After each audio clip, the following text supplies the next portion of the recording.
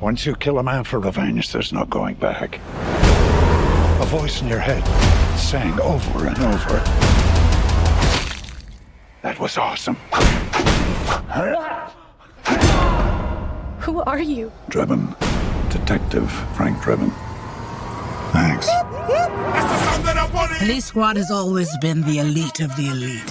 Hi, Daddy. It's me, Frank Jr. Love you. Hey, Dad. Boy, do I miss you.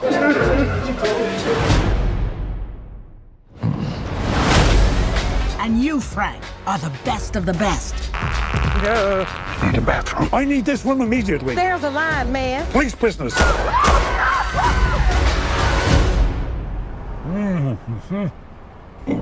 Oh, I'm gonna ruin another suit.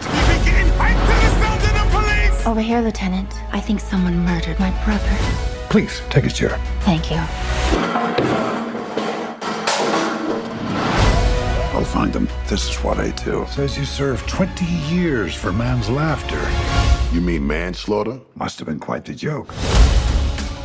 They're going to shut down Police Squad if you do not solve this case. Do this by the book. Show a little respect! Why? Who's gonna arrest me? Other cops? Yes. Is she serious? Is he serious? No. It seems Mr. Drebin might be more of a problem than we thought. I want you to keep an eye on him. This oven is disgusting.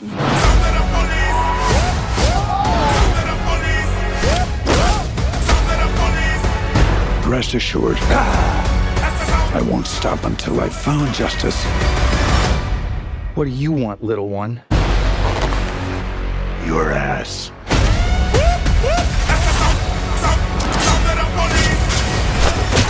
Nobody messes with Police Squad. We've upgraded your car with the most advanced crime-fighting tech. Drive forward 30 feet. Pretty smooth. Oh! This place is falling apart.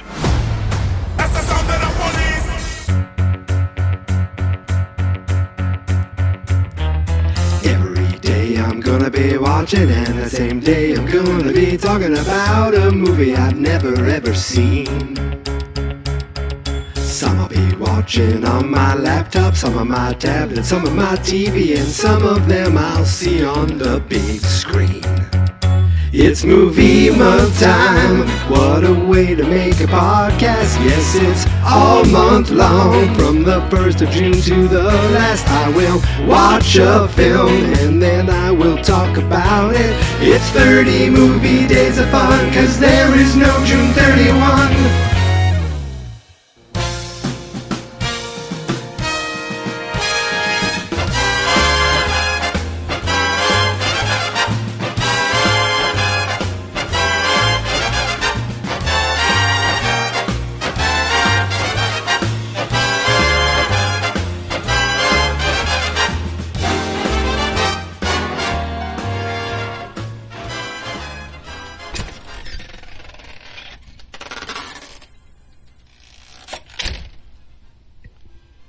Happy Saturday night. Happy Saturday, June 6th, everybody.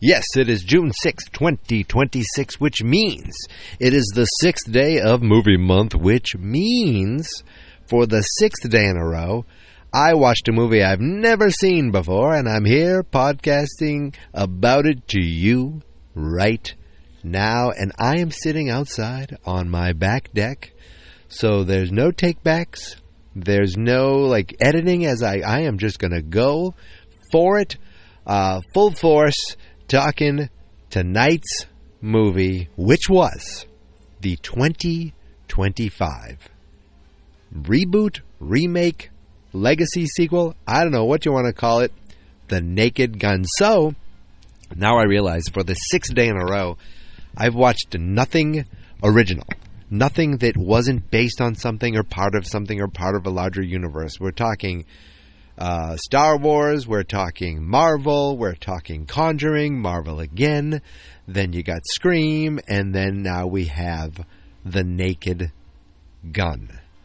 when I first heard that they were remaking Naked Gun, they were going to make a new Naked Gun, I thought, this is preposterous. Why would they do that? It's going to be terrible. And then I heard Liam Neeson, Liam Neeson would do that? Like, what? What am I talking? What's going on? Like, this doesn't sound real. And yet, I do remember Liam Neeson doing some really funny things. There's some great clips of him on, is it Life is Short, which is the Warwick Davis show that Ricky Gervais co-created, I think. And Liam Neeson was like, there were some small moments in that where he was friggin' great. And you realize that Liam Neeson can be very funny by not being funny. If you know, like, he can be so serious in a ridiculous way, but he plays it fully straight, which is kind of exactly what you want in this type of movie. This I was going to say like a Zucker type movie, an airplane movie, a Naked Gun movie, like a farce. Is that what you call it? A farce, like a slapstick, over the top. They I guess what you'd say right now, the new scary movies are kind of this way.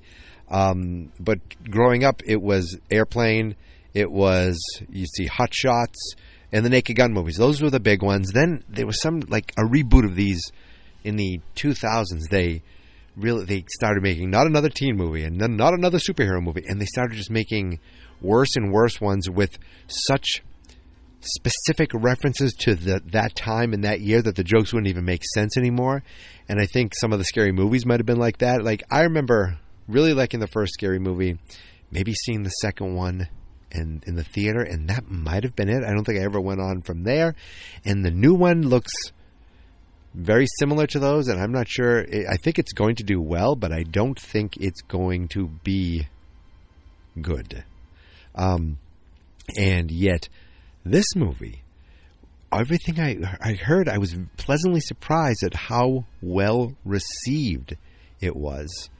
And so I was like, I guess I'm going to watch it. And I forget exactly when it came out. I know it came out last year, 2025. And as I said, I'm on the back deck, so I don't have my computer in front of me. I did very quick little things because I wanted to see who wrote this and who directed it. I wanted to remember the name. Even though I knew it was one of the Lonely Island guys, I wanted to remember who it was, Akiva Schaffer. But I don't know if this came out in time for me to watch it on streaming last year. I don't think I would have gone to the theater for this, so I don't know if it came out in time for me to watch it without renting it. It's on Paramount Plus. That's how I saw it. I don't even think I can spoil things as far as the story is concerned, because the story doesn't matter in these movies. The story's there to get you through the gags and the goofiness and the jokes. The jokes are the main thing, and I don't want to spoil those. But I just heard great things, like really surprised, and I was like, oh, this is definitely going on the list, and today was that day. And also, I've watched some longer movies, like almost all the movies have been close to 2 hours.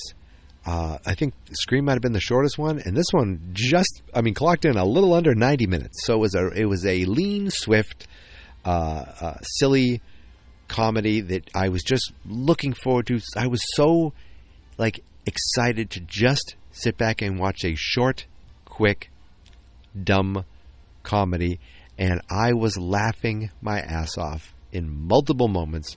I saw the opening skit was pretty much spoiled in the trailer, with the bank robbery. There's the story of the bank robbery, and then there's the story of here's the gist of things, plot wise. There's a bank robbery because they need to steal the PLOT device, the plot device. I thought that was funny. They give it to some guy in a car with Danny Houston, who, by the way, great voice, and Liam Neeson, great voice. I could listen to if there was a two-person audio drama with just the two characters talking. I want it to be these two guys. So two guys that aren't really known for comedy, doing comedy is great. The whole thing is, then Danny Houston plays this billionaire who has electric cars.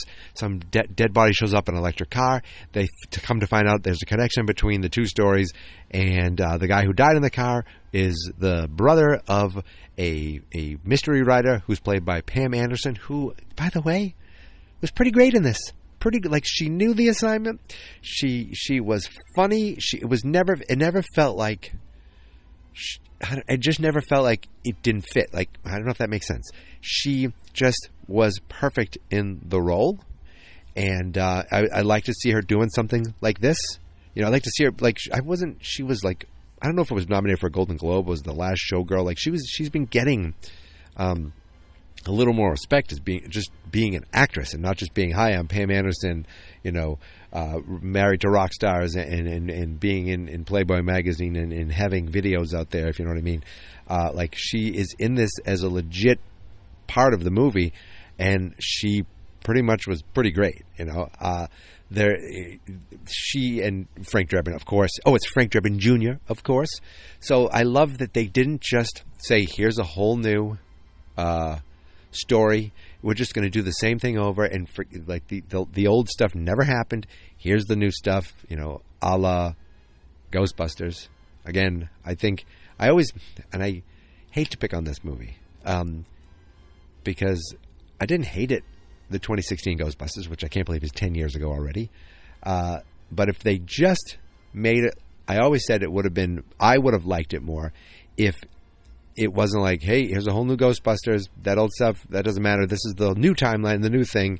But instead, if they did it like, you know, we're a franchise. The Ghostbusters are on tough times, and they decided they're too old. They started to sell franchises. So here's a new group trying to get a franchise going. That, to me, I don't know, boom, right there, I would have just been completely on board with it. And maybe there are other franchises around, and they're trying to deal with it, and they had issues. Like, to me, that's a better movie right there. I created it. Boom, bang, boom. Same cast, perfect, awesome. There we go. But that's not what this is about. This is about Naked Gun, and the Naked Gun wasn't didn't like. I'm not Frank Drebin. I'm Frank Drebin Jr. My dad was literally Frank Drebin, played by Leslie Nielsen. You have Paul Walter Hauser, again, second time in 3 days. PWH, and he played, I don't remember the guy's name, but George Kennedy, his, I always think of the, is it Al? No. When he goes, sex Frank? Not right now. Maybe later. That is a great joke from the original. So he plays his son, and, you know, they're partners. And then in the old trailer, they, in one of the trailers, they show them all looking up at pictures of their dads, and we see OJ. We see. Why can't I think of OJ's character's name? But we see him in. Oh God, I'm Nordberg. We see a picture of Nordberg, and then we show his son, and he goes, "Dad." Then he looks into the camera. He's like, "No." I thought that guy was going to be part of the movie. I thought there was going to be a Nordberg Jr., and they didn't do that. This guy was just there for that cameo. So they're working together. You got CCH Pounder as the who else you got us running to the DA for, from The Great Wire. So she played the chief or the captain. I'm not sure. She played the boss of the police, and she was great. She had there was a gag with her husband that just went on and on that was really funny. She held up a newspaper that said "Police in Hot Water," and it showed a bunch of cops in a hot tub. I don't know. It was just, I forgot that these movies are like silly jokes happening around you, ridiculousness, just not even for the plot, just kind of as the plot's happening. Like, there was a focus on coffee that just kept, just happening. They kept going. They drink coffee. They new coffee. They just throw the next coffee, the old coffee, away to get another coffee. You throw things down, it always make a splash. So Frank obviously helps investigate, and it turns out that the plot device was a thing. So that I am going to spoil it. So Paramount Plus, you can stop it now and go back and listen. The plot device is a thing that turns people crazy, and they're going to put it off in certain places to allow kind of the dregs of society to tear themselves apart. Then the rich billionaires all go off to this hidden world, this hidden society where they will, live in the lap of luxury and be entertained by the wonderful Weird Al Yankovic. A great callback to Frank Drebin cheering, and they're not here for you, Frank. Weird Al Yankovic is in town. Another classic little callback. And then they play off of that at the end when the whole thing goes to shit. And the plan doesn't work. Weird Al's still in that bunker by himself, he's like, where's everyone?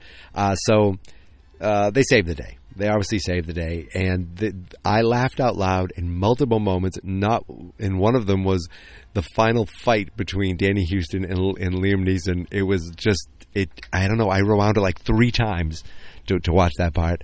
There was nice little cameos when Liam Neeson needed to use the bathroom during a scene. There was a fun little cameo there.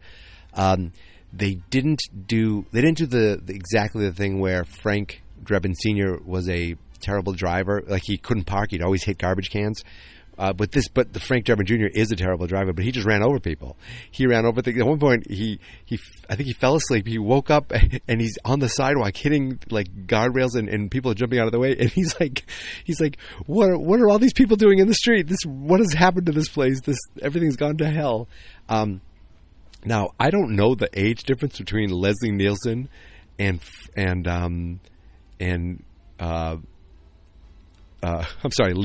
Leslie Nielsen and Liam Neeson. Think about just the names alone. Leslie Nielsen, Liam Neeson. Those names are very close. Saying them, I forgot which one was which. I don't know the age difference, but I feel like when Frank was young Frank Drebin, in like the late 80s for the first police. Well, I guess here's the thing. I'd assume that Priscilla Presley was supposed to be the mom because she was in this movie for 1 second. They showed her on TV like going, oh God, when she saw Liam Neeson on TV. But when did they have this kid and how old is Liam Neeson supposed to be? And you know what? Who cares? Who cares? Let's just assume that Liam Neeson, they got married around, Naked Gun 33 1/3. And now I don't even know what to tell you. Like, he grew up quick. The first Naked Gun, I'm pretty sure my brother and I went to see that one, and I mean, we just were in love with it. I think he then found at one of the video stores some old episodes of Police Squad, because I didn't know From the Files of Police Squad actually meant something. I didn't know it was based on a TV show. So we loved Airplane. We loved Naked Gun, and I remember him bringing some of the Police Squad videos home to watch. I loved Hot Shots, and I think he did too, but I watched that was like a VHS that I watched numerous times. So I love this type of comedy where it is just a farce the whole time. And Liam Neeson was great in pulling that off. There is a scene, here's the thing, I remember people talking about this in interviews or whatever, like, we had to make sure they wanted to, I think the director fought to get this, to keep this snowman scene in the movie. It is so ridiculous and dumb, and it is wonderful. It is wonderful, and I love it. And the movie would have been fine without it, but it is that much more with it. There's a scene with night vision goggles. Like, the guy thinks he's seeing something. Like, just these visual gags that are just perfectly done. As I said, this movie was directed by Akifa Schaffer, who I just know from Lonely Island. I don't know specifically, like, did he direct Hot Rod and the Pop Star? Those are some funny ass movies. But I did just looking up who the guys who wrote this movie, and I don't remember their names. It's on the show notes if you go to fans.experts.com movie month. If you go to this movie, you'll see it. Or if you go to moviemonth.fans.experts.com, that works too now. It's two of the guys who wrote this with him also wrote the Chip and Dale Rescue Rangers movie from 2022, which I remember hearing was like very good, like a really well-made animated film. And the three of them, and guess who directed it? Akiva Schaffer. So I remember it was during COVID, and Disney Plus was still not that, it was around for a couple of years at this point, and I remember thinking, you need to watch this movie. And I never did. Surprise, Chris, I didn't see it. But I'm glad I watched this one. multiple laughing, a lot of laughing. The story was fine. There were a few moments I'm like, wait, I'm just watching a regular movie here for a few minutes. Oh, good, here we go. The ridiculousness. Funny things in the jazz club. Pam was great there. Just overall, a brisk, quick, fun movie that I'm glad I watched. Oh, one gag that I liked was there's just a quick line where, like, there's Liam Neeson thinks maybe that Pam doesn't love him and was using him, and he's like, I wrote a song for you, and he goes, I rented studio time, like so he actually said he leads up to say, like, he wrote a song and he actually was recording it for her. And then during the end credits, if you watch this movie, stick around, because all of a sudden the song starts playing, and it is really well done. It's funny. There's some funny moments. It's basically him in the studio trying to figure out how to do the song as he's doing the song, and it's in the end credits. It's like it credits Frank Drebin Jr. in parentheses Liam Neeson. And speaking of those end credits, I do love that we get that little police siren visual, that camera that is synonymous with the police squad and with the Naked Gun movies, where the camera and the camera is right behind the siren, and you see it going down a street like you'd follow a police car, but then all of a sudden it turns and it's like it's on a hockey rink, it's inside a building, like it's in all these ridiculous places. I love that they showed that, and I'm almost positive that it looked like that's the original from Police Squad, or from the Naked Gun, one of the original footage. And the Police Squad, one of the classic gags that they'd have is at the end of each episode, like they did this thing where TV shows, sometimes the show would be like, and here's the final moment of the show, dun, dun, dun, dun, dun, dun. And the people it would be a freeze frame on like a shot, and then the credits would roll. Well, Police Squad took that and ran with it, where they would freeze and people would just freeze, and the credits would roll, and you think it's the end of like the show, and it's just a frozen shot, but it isn't. It's just all the actors are staying frozen, and you see them blinking, and you see certain things happening in the around them while they're perfectly still. Everyone's trying to be still, but it's not perfect. It's great. It never gets old. And they did a version of that in this, where everything froze, but literally everything froze except Frank Drebin and Beth, Liam Neeson and Pam Anderson, and they're frozen, and then they start looking like, wait, what the hell's going on? What is happening? And they're looking at people, and they're touching the water that's frozen. They're looking around. She's like yelling at someone, "Wake up! Wake up!" I think she said, "Wake up, you piece of shit!" She yells at someone who's frozen. That was really great.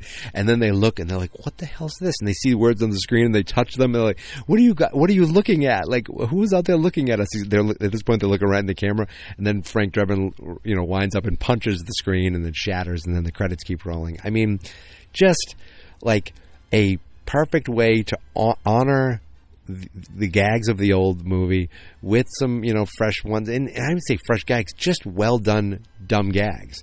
I haven't had time to clean up, and he's cleaning his table, and he's got bullets, and he's got hand grenades on the table. Oh my God. Oh, wait. His wife died, and she goes, how did she pass? He goes, well, really good, actually. We thought she was going to go pro. And, she seems like a saint. Well, we were saint, Broncos.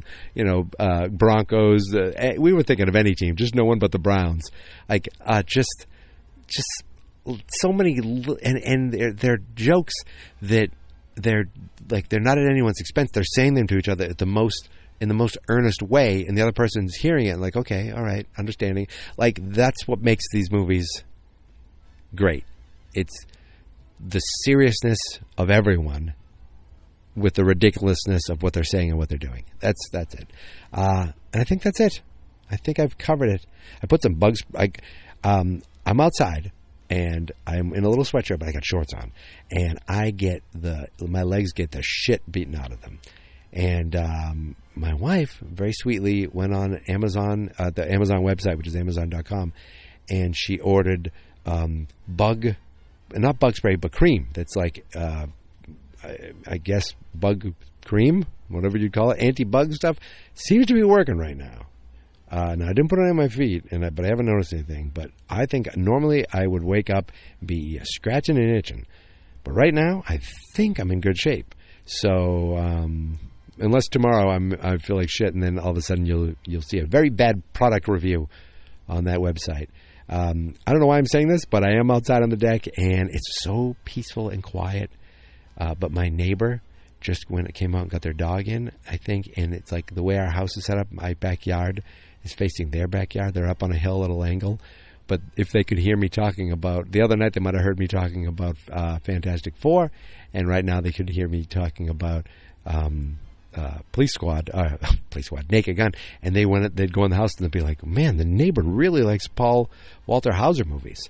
And I'm not even certain that I'm done with him. I don't even know. We'll find out. He's a very up-and-coming young actor. Well, he's up-and-coming. The last few years, he's getting bigger and bigger, so maybe we'll see him again. I do not know. And that's not a tease in any way. I literally don't know. In fact, I'm not even sure what tomorrow's movie will be. I have a list. I check it more than twice. If I only check it twice, I'd be I'd be down to 2. But I have a list. And we shall see. We shall see. I don't want to do anything too much in a row. I even broke up the Marvel movies by 1, so I can't do a silly comedy tomorrow. But who knows? Could I do another horror movie? Probably. There are a lot of horror movies on the list I want to do. So who knows? We shall see. But that is tomorrow. For today, I am happy.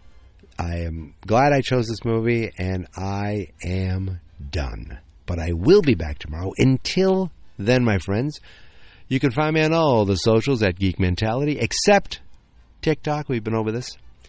That's Geek Mentality Mike over on TikTok. Now, we do have a Facebook page. It's Fans.Experts. We do have a YouTube channel, which is Fans.Experts. That's because the website where all my podcasts are found is Fans.Experts.com. But if you just want to go to the Movie Month stuff, go to moviemonth.fans.experts.com. There you go. Just that simple. But even if you just go to the main website, you'll see the Movie Month right there. The Movie Month posts are the first thing you'll see right there, right now. That is it. I am done. I will see you tomorrow, my friends, for another movie. But until then, thank you for listening. Thank you for subscribing. Thank you for following. And here is my theme song. That didn't sound good. Thank you for subscribing. And here is my theme song. I feel like my voice is a little... Okay, wait. Here is my theme song. Just play it. This is my podcast, I made it. Geek Mentality's what I named it. And I think you should listen and subscribe. 'Cause I'm kinda funny and awesome. I think that I'm worth your time, and I'm kinda handsome. My mom says, please listen and please subscribe. At least listen to this episode. Fans not experts.